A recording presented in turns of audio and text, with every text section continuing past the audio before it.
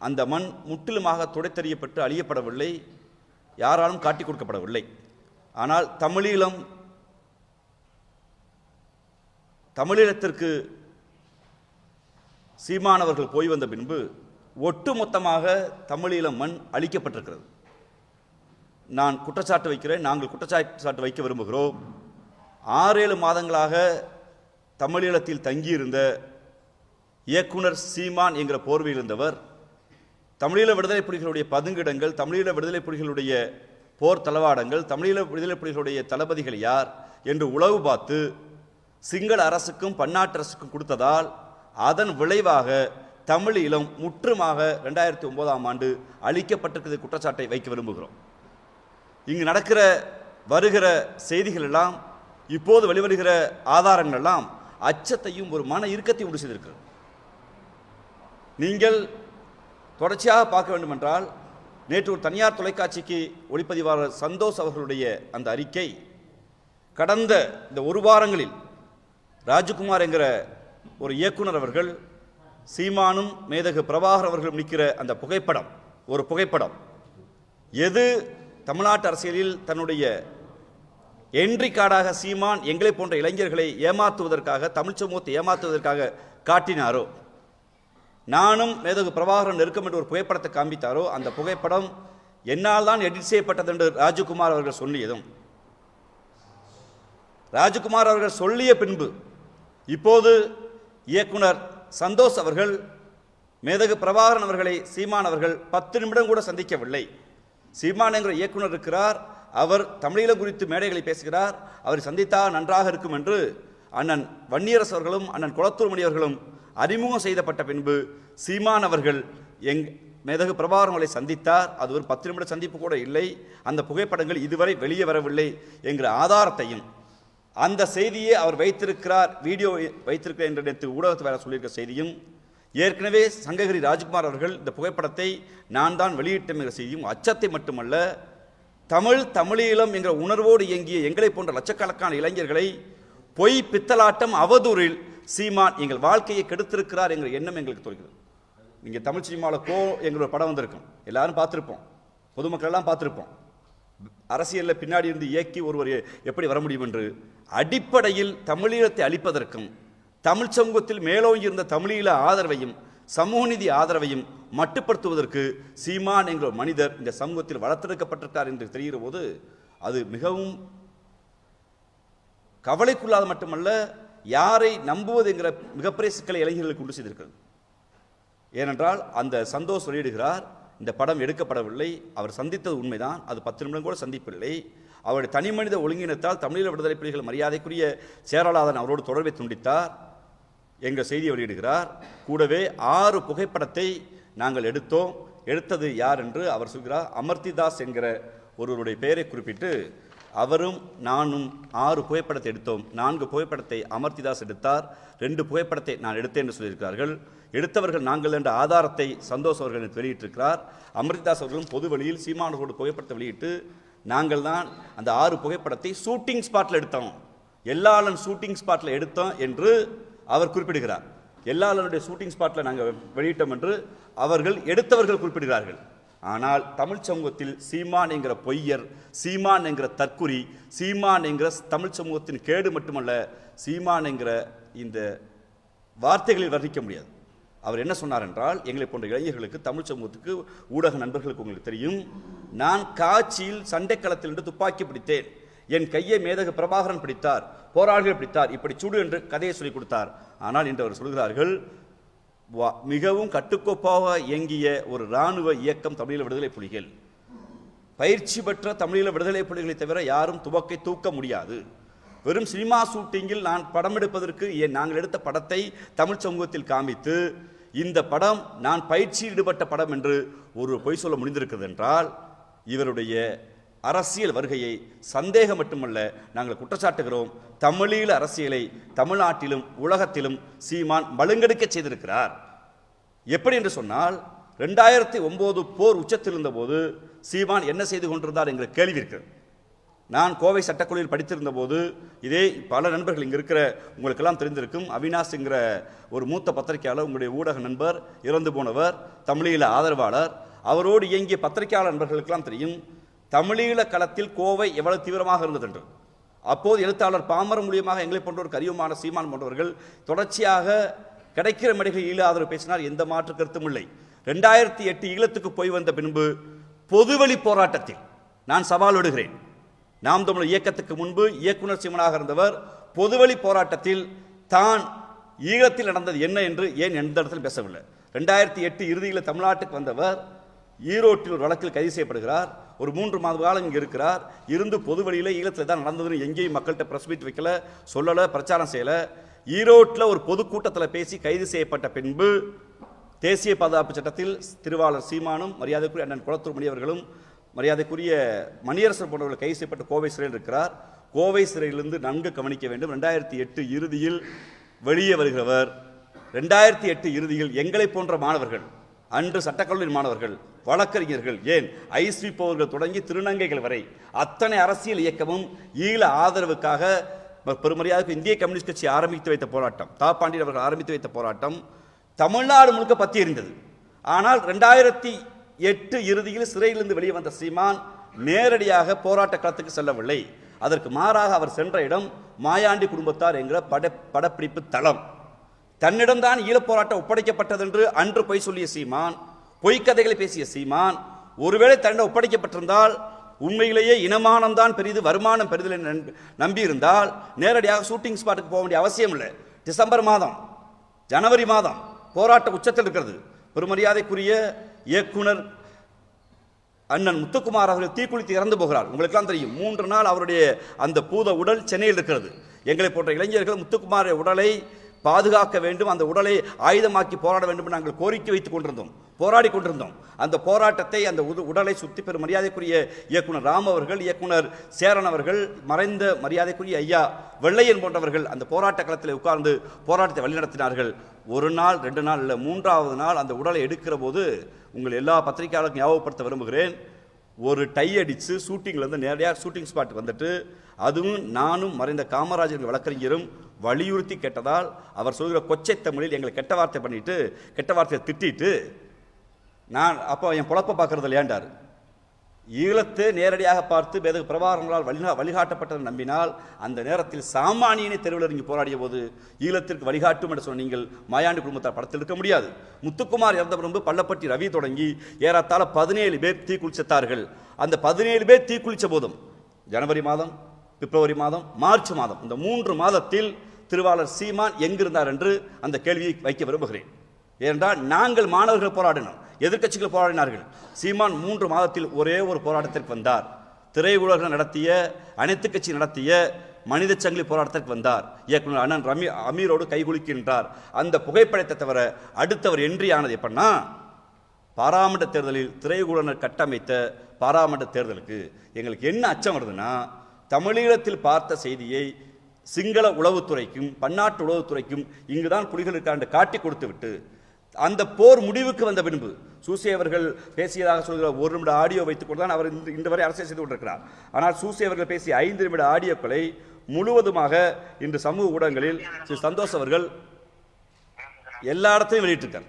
அதுல சீமான்களை மட்டுமல்ல, தமிழ் சமூகத்தை நம்பி ஒப்படைக்கிறார்.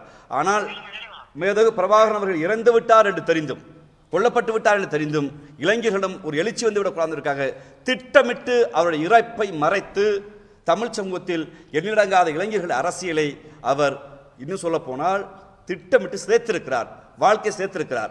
ஈழப்போருக்கு பின்பு பொதுவெளியில் சவால் விடுகிறேன். அவரோடு பயணித்த, நாம் தமிழர் இயக்கத்தை ஆரம்பித்த ராஜீவ்காந்தி என்கிற முறையில் பொதுவெளி சவால் விடுகிறேன்.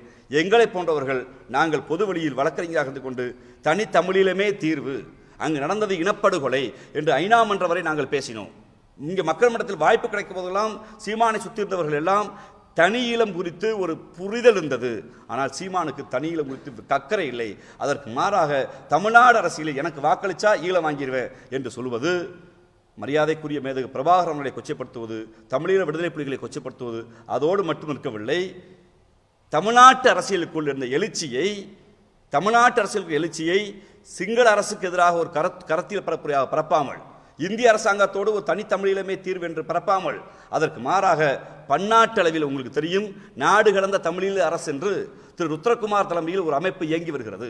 திபேத்தில் இருக்கிற நாடு கடந்த தமிழ் அரசு போல் தமிழீழ அரசு இயங்கி வருகிறது. அந்த அரசோடு அவர்களோடு முரண்பாடு, பிரிட்டிஷில் இயங்கி வந்த தமிழீழ விடுதலை புலிகளோடு முரண்பாடு, ஐநா சபையில் மனித உரிமைக்குள் சுவிட்சர்லாந்தில் இயங்குகிற அங்கு இருக்கக்கூடிய ஜோசுவா அண்ணன் போன்றவர்களோடு முரண்பாடு, இந்த பன்னாட்டு சட்ட ரீதியாக இயங்குகிற எல்லா அமைப்புகளோடும் முரண்பாடு கொண்டு தனக்கொன்று ஒட்டுக்குழுக்களை உருவாக்கி பன்னாட்டு டயஸ்பரா தளத்திலும் தமிழீழத்தை நீர்த்து போக செய்திருக்கிறார்.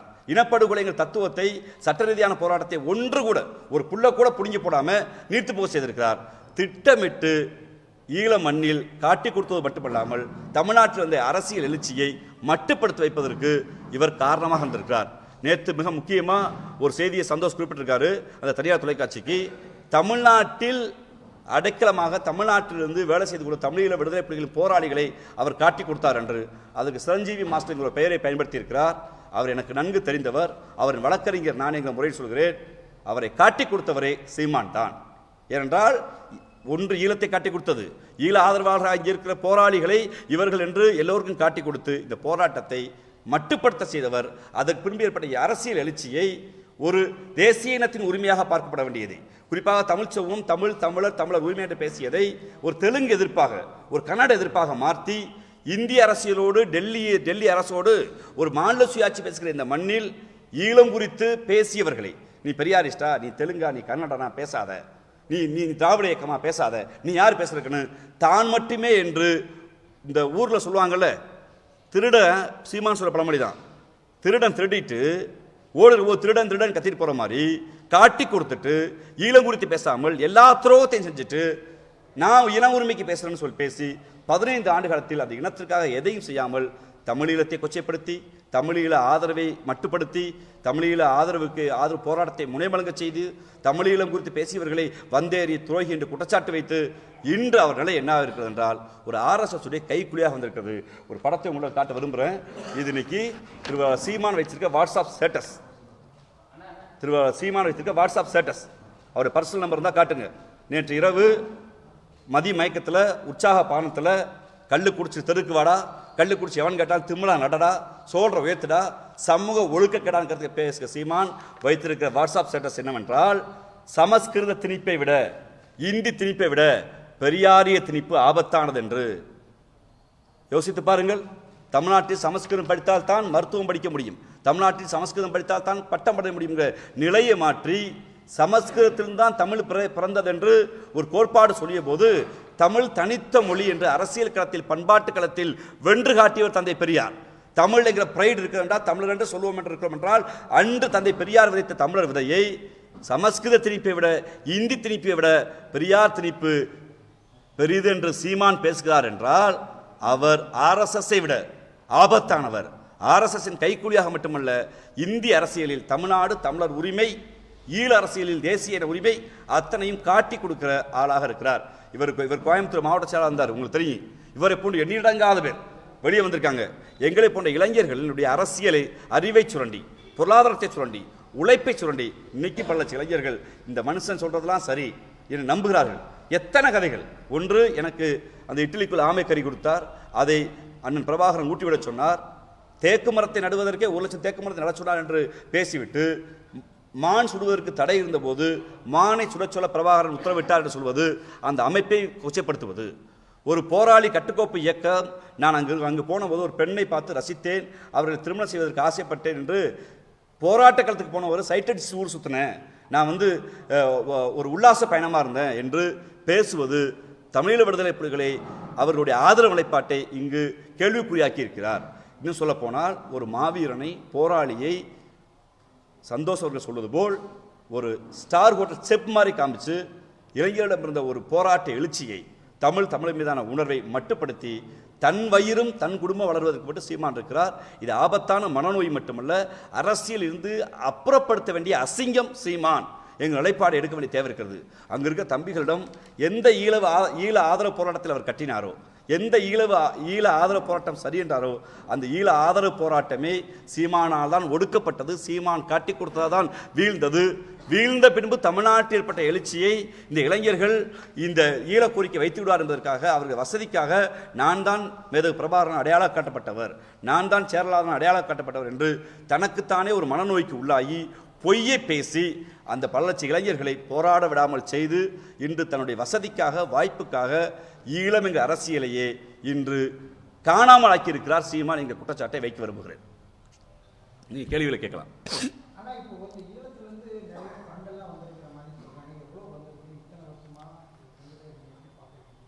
இல்லை, பொதுவாக ஈழத்திலிருந்து ஃபண்டு வருங்கிற அந்த கதை பொய். சொந்த நாட்டில் வாழ முடியாமல், சொந்த ஊரில் வாழ முடியாமல் நாடுகளை கேட்டு ஒரு அகதிகளாக போய் நிற்கிற அந்த மக்கள்கிட்ட போய் சுரண்டி சீமான் வந்திருக்கிறார். சொந்த நாட்டில் வாழ முடியலை, இங்கே தன்னுடைய மொழி உரிமை இல்லை, இன உரிமை இல்லை என்று மற்ற நாட்டுக்கு பிழைக்க போகிறாங்க. அவருங்க அங்கே போய் ஏதோ ஒரு கூலி தொழிலாளியாக ஏதோ செய்கிற போது நான் தான் ஈழத்துக்காக பேசுகிறேங்கிற பெயரில் அவர்களிடம் சுரண்டி இருக்கார்.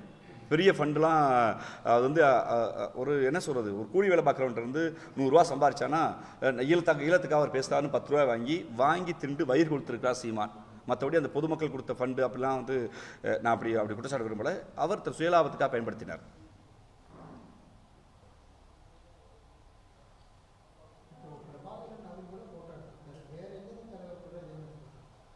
இல்லை, பிரபாகரன் கூட போட்டு மேதகு பிரபாகரன் கூட போட்டு எடுக்கலை. நான் அதை பொதுபல சொல்ல மேதகு பிரபாகரன் அவர்களை அவர் சந்தித்தது 2 to 8 நிமிடம் என்று சொல்கிறாங்க. அந்த முழு வீடியோ காட்சியும் சந்தோஷங்களிடம் இருக்கிறது. இன்னும் சில வாரங்களில் சில வீடியோக்கள் வெளியே வரும் என்பதையும் திருவாளர் சீமானுக்கு அவர் சொல்லிக்கொள்ள விரும்புகிறோம்.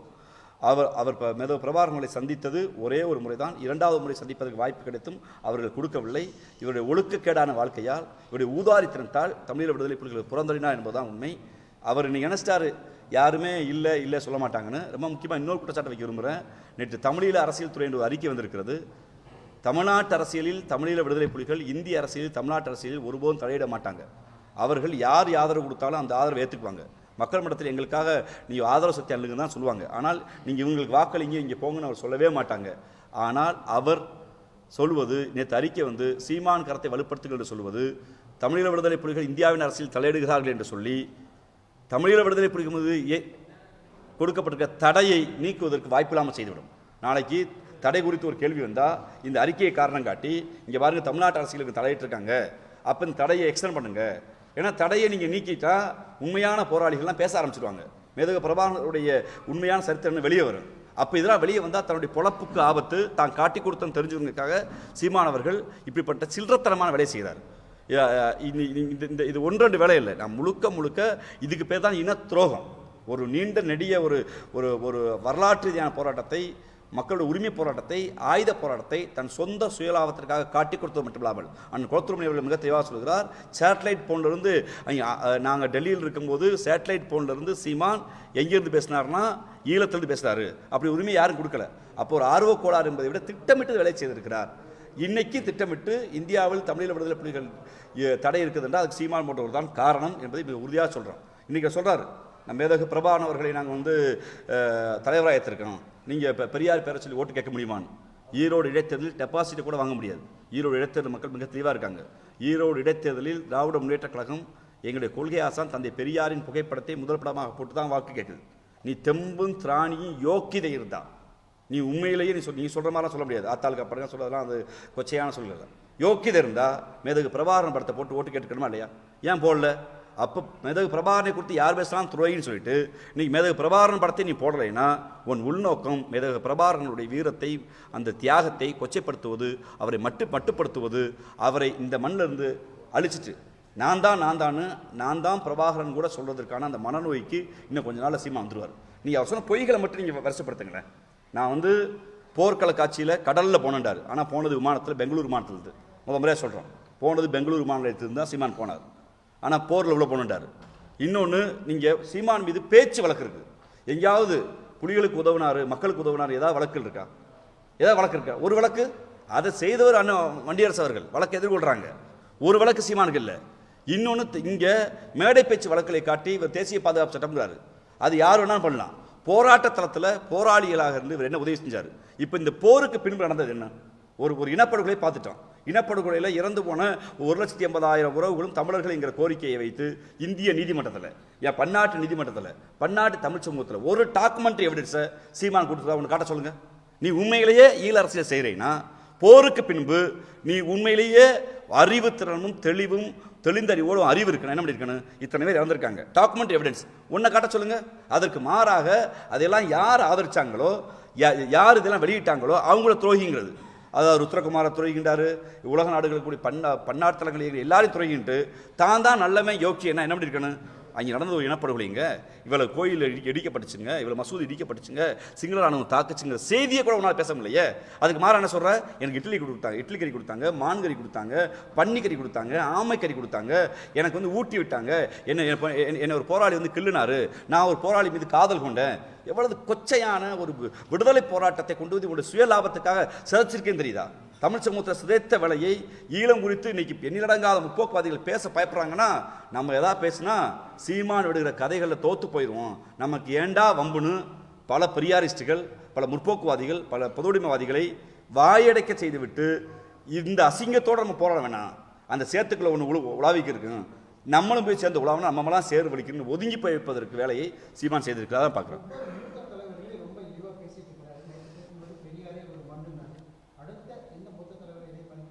அடுத்த நான் அம்பேத்கர் தொடுவார்னு நினைக்கிறேன். ஏன்னா வந்து அவர் எது குறித்து படிக்கிற பழக்கம், வாசிக்கிற பழக்கம் இல்லை. தந்தை பெரியார் குறித்து அவருடைய நாங்கள் இது வரைக்கும் ஆதாரத்தை கேட்குறோம், ஆதாரத்தை கொடுக்க முடியல. ஆர்எஸ்எஸ் வைக்காத குற்றச்சாட்டை கூட அவர் வைக்கிறார் என்றால் அவரை இயக்குவதற்கு இங்கு ஏதோ ஒரு அமைப்பு தயாராகிவிட்டது. ஏன்னா இவருடைய ஹிட்டன் அஜெண்டாவே, நீங்கள் இந்திய மாநிலங்களில் மரியாதைக்குரிய தமிழ்நாட்டுடைய முதலமைச்சர் எங்கள் தலைவர் அவர்கள் ஒரு இந்தியா ஒரு கூட்டணி அமைக்கிறார். அந்த கூட்டணியில் தமிழ்நாட்டிலிருந்து ஒரு மதச்சார்பின்மையை சொல்கிறோம், மாநில சுயாட்சியை சொல்கிறோம், தேசிய இனங்களுடைய மொழி உரிமையை பற்றி சொல்கிறோம். இதை மூன்றையும் எங்கள் கூட்டணியுடைய தலைமையாக இருக்கக்கூடிய காங்கிரஸ் பெரியக்கும் புரிந்திருக்கிறது. ராகுல் காந்தி அவர்கள் மாநில சுயாட்சி பற்றி பேசப்பட வேண்டும் என்கிறார். மதச்சார்பை கொடுத்து மிக நீண்ட நெடிய கருத்தோடு வாதிக்கிறார். இந்தியாவுடைய பாராமட்டத்துக்கு வந்து நீங்கள் எங்கே வேணாலும் வந்துடலாம், நோ எவர், நீங்கள் ஒருபோதும் தமிழ்நாட்டுக்கு போக முடியாதுன்னு பாஜக அப்போ சொல்கிறாருன்னா இந்த கொள்கை தெளிவு. அப்போ தமிழ்நாடு ப்ரைடுங்கிறது மொழி அரசியல். இந்தியை எதிர்த்து, சமஸ்கிருதத்தை எதிர்த்து, மொழி தனித்த அடையாளத்தோட அரசியலை இன்னைக்கு என்ன பண்ணிட்டேன்னா, சீமான் போன்றோர் அது தெலுங்கு எதிர்ப்பா, மலையாள எதிர்ப்பா, தமிழை தாய்களி மொழின்னு ஏன் சொல்கிறோம்? இங்கே உட்காந்துருக்க உங்கள் யாருக்கு பார்க்குற நம்ம மக்கள் யாருக்காவது கீழடி போனீங்கன்னா ஒரு எழுத்து இருக்கு, அதை சுத்த தமிழர்கள் யாராவது சீமான் சொல்கிற சுத்த தமிழர் வாசிக்க முடியுமா? வாசிக்க முடியாது. தமிழி எங்கள் எழுத்துலேருந்து தெலுங்கு எங்கள் எழுத்து, மலையாள எழுத்து, கன்னட எழுத்து பிரியுது.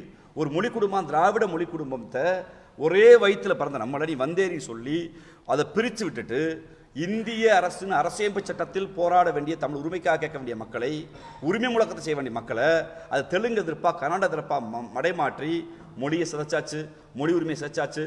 ஒரு ஆயுத போராட்டத்தை உலகத்தில் இருந்த மிகப்பெரிய ஒரு ஒரு வல்லாதிக்கத்தை திறந்த ஈழ போராட்டத்தை சிதைச்சாச்சு. எல்லாத்தையும் சிதைச்சிட்டு கடைசியில் கல்லு குடிச்சிட்டு தெருக்கில் நீ நடந்து வாடான்னு ஒரு திமிர் பேசுகிறான்னா அவனுடைய மனநோய்க்கு உள்ளாயிருக்கான்னு தான் அர்த்தம். அப்படிப்பட்டவர்களை தயவு செய்து மக்கள் புறக்கணிக்கிறதை விட இது அரசியல் அசிங்கமாக நாங்கள் பார்க்கிறோம்.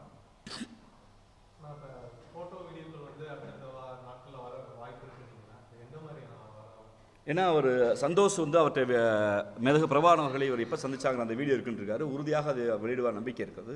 அவர் சொல்கிற சிரஞ்சீவி மாஸ்டர் போன்றவர்கள்லாம் இன்னும் உயிரோடு தான் இருக்காங்கிறத சீமான் சொல்லி கொடுத்துக்கிறோம். பல போராளிகள் மறைந்து விட்டதாக அவர் சீமான் இன்னைக்கு இப்போ பொதுவில் போய் சொல்கிறாரு. அதை வந்து ஏன்னா ஏற்கனவே ஆதாரத்தை நான் தான் எடிட் பண்ணேன்னு ராஜ்குமார் சொல்லிட்டாரு. அறிவு நாணயமும் யோக்கியதையும் இருந்தால் ஒன்று ராஜ்குமார் மீது வழக்கு போட்டிருக்கணும், எப்படா சொல்ல போச்சுன்னு. நீங்கள் எல்லாத்தையும் அடித்து பேசுகிற சீமான் ஆதார் இருக்கான்னு நெஞ்ச நிமிர்த்தி நான் ஆம்பளை பேச சீமான் இந்த ராஜ்குமார் எதிர்த்து கேள்வி கேட்ட போது அதை கடந்து போங்க, அதை விடுங்க அப்படின்னு பேசுகிறாருன்னா உள்நோக்கு என்னவா இருக்குது? இந்த மேதகு பிரபாகரன் படம் கொடுத்து சந்தோஷம் என்ன பேசுவார்னா அப்போ நான் பார்க்கலையாங்கிறாரு. இது என்னன்னா எஸ்கேபிசம். தன்னை நோக்கி ஒரு காரணம் பண்ணுற போது இன்னைக்கு அம்பலப்பட்டுட்டார். நீ ஈழத்துக்கு போனது உண்மைதான். எதுக்கு போனேன்னா ஷூட்டிங் நடக்கிற போது ஒரு இயக்குனராக வழிநடத்த போன, அவ்வளோதான். நீ ஷூட்டிங் துப்பாக்கியை சுட்டுட்டு போராளிகளுக்கு பயிற்சி கொடுத்தங்கிறது இன்னைக்கு அம்பலப்பட்டுருச்சு. நீ போராளிக்கு பயிற்சி கொடுத்தங்கிற சொன்ன அந்த பொய் செய்தி அம்பலப்பட்டுருச்சு. மேதகு பிரபாகரன் கூட எடுத்த அந்த புகைப்படத்தை நீ தான் ஒரு ஆளை வச்சு, செங்கோட்டைங்கிற ஆளை வச்சு, நான் கடந்த முறை சொல்லியிருந்தேன், செங்கோட்டையன் கொண்டு வந்த கொரியரை வாங்கி சீமான்ட்ட பிடிச்சி கொடுத்து புலாயுத அடைஞ்சதில் முன்னாள் தம்பியில் நான் ஒருத்தன். ஏன்னா நம்மளுக்கு ஒரு எமோஷன், அப்போ மேதகு பிரபாகரனை பார்த்துட்டாருன்னு அது இன்னைக்கு அம்பலப்பட்டுருச்சு. இன்னொன்று ஷூட்டிங் ஸ்டார்ட் எடுத்த 6 ஃபோட்டோ தான், 6ஐயும் நாங்கள் தான் எடுத்துட்டு டைம் ஜோனோட இன்றைக்கி அவங்க சொல்லிட்டாங்க. வருகிற காலங்களில் அந்த வீடியோக்கள் வர வாய்ப்பு இருக்குன்னு சந்தோஷ் சொல்லியிருக்காரு. அந்த சந்தோஷ் சொல்கிற செய்திகள் உண்மைன்னு நான் பார்க்குறேன். ஏன்னா அவரோட நெருங்கி பழங்க பார்க்குறேன். சந்தோஷ் செய்திகள் உண்மைன்னு நான் பார்க்குறேன்.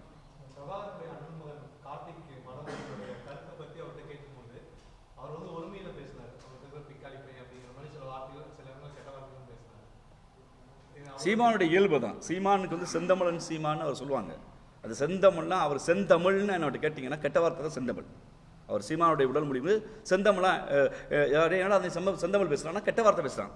சீமானை பொறுத்தவரை உலகத்தில் எல்லா கெட்ட வார்த்தையும் பேசுகிற ஒரு பண்பற்ற மனிதர் தான். அதை பொது வழியில் ஒரு தங்கை ஒரு நிருபர் கேள்வி வைக்கிறாங்கன்னா ஒன்று மறுக்கணும் இல்லை இல்லைங்கணும். நீங்கள் வந்து அவரை வந்து நீங்கள் சொல்கிற அந்த வார்த்தையை சொல்லி ஒரு தகாத வார்த்தையை சொல்லி திட்டுறாருன்னா அப்போ யாரை திட்டுறாரு? அவர் யார்? மெதகு பிரபாகரனுடைய அண்ணன் மகன். அவரை திட்டுறாரு. அதான் அவர் சொல்கிறாரு. அதுக்கடுத்து அவங்களுடைய ஊடகங்களை ஒரு செய்தி வெளியிடுறாங்க. அவர் வந்து அவர் மனைவிக்கு கேக் ஊட்டிக்கிருந்தார் 2009. அவராவது மனைவிக்கு கேக் ஊட்டிக்கிருந்தார். 2009 நீங்கள் என்ன பண்ணீங்கிறத விஜயலட்சுமி தெருவாக சொல்கிறாங்க. 2009 ஈழப்போர் உச்சத்தில் நடந்தபோது தேனியில் நான் அவர் இருந்தோம், மாயாண்டி கொடுத்தா படம் ஷூட்டிங் இருந்தார். நாங்கள் என்ன பண்ணு சொல்கிறாங்க. சொந்த மனைவிக்கு கேக் ஊட்டினதையே கேள்வி கேட்கிற புரட்சியாளர்கள், அதை வந்து அசிங்கப்படுத்துகிற புரட்சியாளர்கள், அந்த 2009 ஈழப்போர் உச்சத்தில் இருந்தபோது ராஜீவ் காந்தியாக நான் என் தகுதிக்கு மாணவராக சட்டக்கல்லூரி மாணவர் முடிச்சுட்டு 60 நாள் தொடர்ச்சியாக போராட்டம். நான் மட்டும் இல்லை, இங்கே ஊடக நண்பர்கள் பல பேர் இருந்தாங்க. நான் என் பேருக்காக குறிப்பிட்றேன். நான் வந்து பல இயக்குநர்கள், பல திரை இயக்குநர்கள், பல பத்திரிகையாளர்கள், வழக்கறிஞர்கள் என்னிடங்காத ஒரு தெருவில் போராடணுமே. நீ இந்த 6 மாதம் மாயாண்டு குடும்பத்தாரில் ஏன் உட்காந்த? அப்போ உனக்கு இனமான பரிதா வருமானம் பரிதா? அங்கே இந்த கேள்வி கேட்க விரும்புகிறான். இவர் வந்து எந்த மனிதரையும் அறத்தோடு எதிர்கொள்கிற அறம் என்பதே சீமானுக்கு இல்லை. சீமான் வந்து ஊதி பெருக்கப்பட்ட பண்பம் அல்ல. திட்டமிட்டு தமிழ்நாட்டின் பிரைடாக தமிழர் என்கிற அடையாளத்தை ஒழிப்பதற்காக. ஏன்னா ஒரு சத்தமாக பேசினான்னா அவன் தமிழ் பேசினான்னா நல்லா பேசுவாங்கிற பேச்சு திறமை வைத்து தமிழர் அடையாளங்களை ஒழிக்க கொண்டு வந்த கைக்கூலி அவர் பன்னாட்டு உளவுத்துறையுடைய கையாள் என்பதை எங்கள் குற்றச்சாட்டு.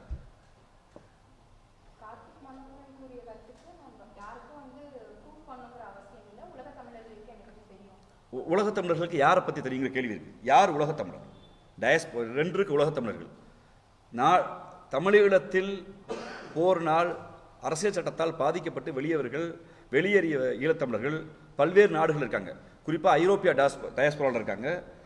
அடுத்து பெரும்பான்மையாக இருப்பது தமிழ்நாட்டுகள் இருக்காங்க. தமிழ்நாட்டில் அவர்களை அகதிகள் என்று குறிப்பிடக்கூடாதுன்னு சொல்லி மாண்புமிகு தமிழ்நாட்டுடைய முதலமைச்சர் அவர்கள் தாயகம் திரும்பிய தமிழர்கள் என்று சொல்லி ஒரு 320 கோடி ரூபாய் நிதியை ஒதுக்கி அவர்களுக்கு பள்ளிக்கூடம், நூலகம், ரேஷன் கடை, இந்தியாவுடைய பிரஜைகளுக்கு குடிமக்களுக்கு எல்லா உரிமையும் கொடுத்து எங்களால் முடிந்த சட்டத்துக்கு உட்பட்ட சில வேலைகள் செய்கிறோம். அப்போ அவர்களுக்கு குடியுரிமை கொடுக்கக்கூடாதுன்னு பாஜக வாதாடுது. அதை குறித்து ஒரு கருத்தரங்கம், அதை குறித்து ஒரு வழக்கு, அதை குறித்து பேசுறதுக்கு சீமானுக்கு தெம்போ திராணியே இல்லை. அதை குறித்து பேசலை.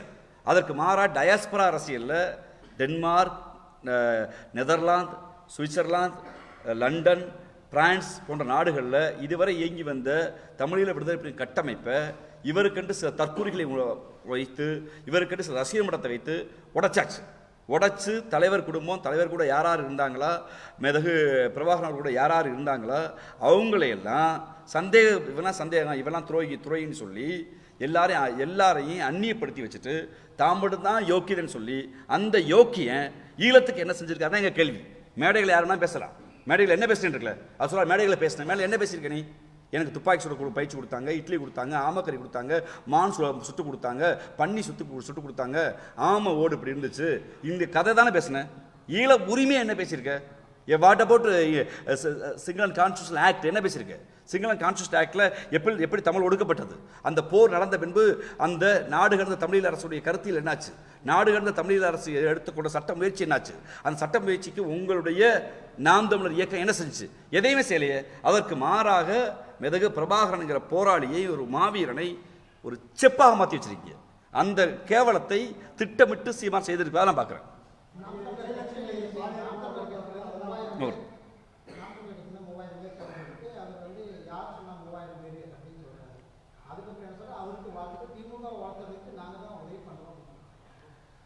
அதாவது முதல்ல யார் சொன்னார்ந்தாங்க, அடுத்த வாழ்த்துக்கள்ன்றாரு. இந்த ரத்தம் சதியமாக ராமச்சந்திரன் இருக்காரு. இவர் கூட ஒரு மாவட்ட செயலாளராக இருந்திருக்காரு. அவர் கூட ஒரு 500 பேர் இங்கிருந்து அழைத்து வந்தார். உங்கள் பத்திரிகையாளர் முன்பு நாங்கள் வெளிப்படையாக சொன்னோம், திராவிடத்தை கொச்சைப்படுத்தி தமிழின் அடையாளத்தை, தமிழ் பெருமையை மீட்ட திராவிட இயக்கங்களை கொச்சைப்படுத்தி திராவிட தலைவர்களை கொச்சைப்படுத்தும் போது இனிமேல் சீமான் செய்வது பொய் அரசியல், சீமான் கூட இருக்க முடியாத எங்கள் நிலைப்பாட்டை எடுத்த பின்பு திராவிட முன்னேற்ற கழகமான தாய் அமைப்புக்கு வருகிறார்கள். ராஜீவ்காந்தி இப்பவும் சொல்ல திறந்த மனோடு சொல்கிறேன், நாம் தமிழர் தம்பிகளுக்கு தங்கைகளுக்கு ஒரு அன்பான வேண்டுகோள். அரசியல் என்பது மக்கள் நலனுக்கும் மொழி நலனுக்கும் மட்டும்தான். அது சீமான் நலனுக்காக மாற்றிட்டாங்க. திராவிட இயக்கத்திற்கு, திராவிட முன்னேற்ற கழகத்திற்கு வருகிற தம்பிகளோடு பேச்சுவார்த்தை நடத்தி அவரை திராவிட முன்னேற்ற கழகத்திற்கு கொண்டு வருகிற பணியை நான் செய்து கொண்டே இருப்பேன். ஏன்னா எந்த சீமானுக்காக தெருவா பிள்ளை குட்டிகளை விட்டுட்டு திருமணம் பண்ண முடிய கையோட தெருவா அலைஞ்சு இளமையை தொலைத்து ஒரு 10 ஆண்டு காலம் சுற்றி தெரிஞ்சோமோ, அவர் சொன்ன பொய்க்கதைகளை நம்பி உண்மையை நம்பி அதை நம்பி ஏமாந்தமோ, அந்த ராஜீவ்காந்தியும் அவரை போன்ற எண்ணடங்காதவரும் இன்றைக்கி நாங்கள் சொல்கிறது சீமான் ஒரு பொய்யின் பின்பம். நீங்கள் உண்மையான மக்கள் நல அரசியலுக்கு திராவிட முன்னேற்ற கழகத்துக்கு வரணுங்கிற கோரிக்கையை நான் வைக்கிறோம். அந்த அடிப்படையில் தான் பல பேர் வந்தாங்க, வந்து கொண்டிருக்காங்க, இனிமேல் பல பேர் வருவாங்க. ஒன்று உங்களுக்கு வேலை செய்த ராமச்சந்திரனை கொச்சப்படுத்துறீங்களா, இல்லை போகலையும் கொச்சப்படுத்துறீங்களா, என்னன்னு சொல்லுங்க. வாழ்த்துக்கள் பரவாயில்ல, வாழ்த்துக்கள். கொஞ்ச நாள் வந்து சீமான் சுற்றிருக்க ஆளுகள்லாம் பார்த்தா தெரியும். சீமான் மட்டும் இருப்பார், பின்னால் ஆளுகள் மாறிக்கொண்டே இருப்பாங்க. இவர் கையில் 10,000 பணம் இருந்துச்சுன்னா இன்றைக்கி அவர் இருப்பார் பக்கத்தில், இல்லையா நாளைக்கு இன்னொரு ஆள் வருவார். யாரெல்லாம் வசதியாக செலவு பண்ண முடியுமோ எல்லா வாழ்க்கையும் சுரண்டி தன் சுபோக வாழ்வுக்காக அந்த இளைஞர்களை அவர் உழைப்பை சுரண்டியிருக்கார். அந்த சந்தேகம் எல்லாருக்கும் இருக்குது. சீமான் பாஜகவால் இயக்கப்படுகிறார் என்று நாங்கள் உறுதியாக நம்புகிறோம். ஏன்னா இன்றைக்கி ஒரு தமிழ் தேசியக்காரன், தமிழ் தேசிய அரசியலை பேசுகிறவன், மாநில உரிமை அரசியல் பேசுகிறவன் இந்த வாட்ஸ்அப் ஸ்டேட்டஸ் வைக்க மாட்டான். சமஸ்கிருத திணிப்பை, இந்தி திணிப்பை விட இந்த வார்த்தை வராது. பெரியார் மீது விமர்சனத்தை வை, அது உனக்கு எல்லா உரிமையும் இருக்குது. ஆனால் தேசிய அரசியல், மொழி அரசியல் என்று பேசுகிறவன் எவன் ஒருவனும் எந்த இயக்கமும் சீமானை போட்டு தற்கொலைத்தனமாக பிழைப்புவாதமாக இந்தியை, சமஸ்கிருதத்தை ஆதரிக்காது. தமிழ்நாடு என்பது இந்தியாவின் அரசியலில் ஏன் இந்தியை நாங்கள் எதிர்த்தோம்? இந்தியாவுடைய கான்ஸ்டியூஷனல் ஆக்டில் 1935 இந்தி கட்டாயம் என்று சொன்னபோது எல்லா மாநிலமும் தனித்து நிற்க முடியாதனால இந்தியை ஆதரிச்சாங்க. ஆனால் தமிழ்நாட்டில் தந்தை பெரியார் தான் தமிழ்நாடு தமிழருக்கு என்று சொல்லி மறைமொழி அடிகளார் போய் ஒப்புறார். அவர் மறைமொழி அடிகளார் தனியொரு மனிதன், ஒரு கவிஞர், ஒரு புலவர். மறைமொழி அடிகளார் தனியொரு மனுஷன் கேட்டால் மக்கள் கேட்க மாட்டாங்க. அவர் இன்புட்டை வாங்கி தன் திராவிட கழக தோழர்களை கூட்டியாந்து, நீதி கட்சி தோழர்களை கூட்டியாந்து மக்கள் மன்றத்தில் போராடி தெருவா கருப்பு சட்டை போட வச்சு தன்னுடைய தம்பிகாக இருந்த முத்தமிழர் கலைஞர், பேரறிஞர் அண்ணா போன்ற தலைவர்களை தெருவாக போக வச்சு பாரதிதாசன் பாடலை இந்திக்கு தமிழ்நாட்டில் ஆதிக்கமாம், நீங்கள் எல்லோரும் வாருங்கள் நாட்டினரே எங்களை பாடலை பாட வச்சு தமிழ்நாட்டில் இந்தி எதிர்ப்பை உண்டு செய்து இந்தி திணிப்பை எதிர்த்தவர் தந்தை பெரியார். அதனால தான் மறைமொழியடிகள் சொன்னார். நான் அவர் இன்னும் சொல்ல போனால் அந்த இந்திய எதிர்ப்பு கூட்டத்துக்கு மறைமொழியடிகள் தலைமை தாங்கன்னு கேட்டுக்கிட்டே பெரியார் தான். அப்போ உன் அயோக்கிய அரசியல், உன்னுடைய சீமானுடைய அயோக்கிய அரசியல், சீமானுடைய தற்கொலைத்தனம் இயக்கத்தை நடத்திய தந்தை பெரியார் மறைமொழியடிகளே அந்த தலைவருடைய அவர் மீது அன்பின் பாரமாகவும் மொழிப்பட்டு நாம அவர் வச்சுக்கிறாருன்னா அவரே மறைமொழியடிகளாகவே தந்தை பெரியாரை தலைவரை ஏற்றுக்கொண்டிருக்கிறார். அவரும் முரண்பாடு வைக்கிறார்னா இது என்ன சொல்லுது? அப்படி இந்திய எதிர்ப்பு அரசியலை பேசி தமிழை பாதுகாத்த இந்த மண்ணில் சமஸ்கிருதத்தை விட இந்தியை விட பெரியார் எதிர்ப்பு தான் அவசியம் பேசுறேன்னா நீ வந்து பாஜகவுடைய கைக்கூலியில் பாஜகவுடைய ஒன் ஆஃப் தி மெம்பராக சீமான் இருக்கான்னு பார்க்குறேன்.